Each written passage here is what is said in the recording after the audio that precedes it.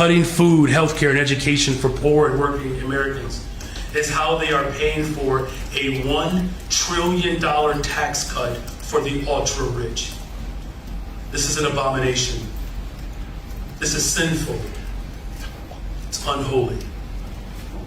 But it reminds me of a quote by the Supreme Court Justice Brandeis when he said, "We must make our choice.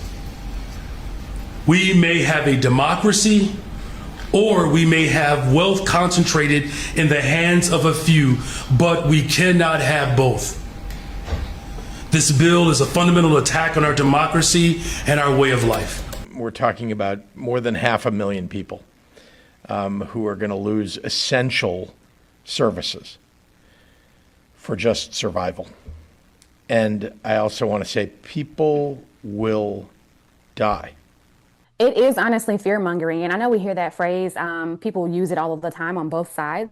But to say that that many people are going to die, they told us that as well if we didn't get, different treatments and things as a result of the pandemic. I think that what a lot of politicians like Pritzker need to do is, instead of trying to just fear his constituents into doing what he wants them to do, he needs to actually inform them and let them make an informed decision. There is an impact when CVI is cut, right? Because it then places more of a burden, if you will, or responsibility on law enforcement to provide support and intel that CVI does an excellent job at doing.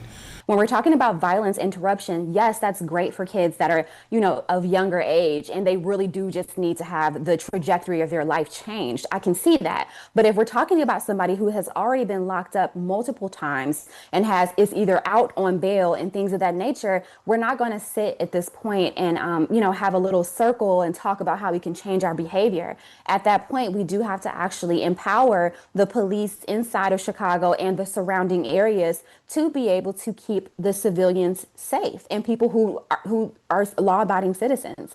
So when it comes to federal funds and things of that nature, I am not opposed to the fact that some federal funds have been withheld from mayors like Mayor Johnson, because you can't continue to have money funnel into programs that do not work.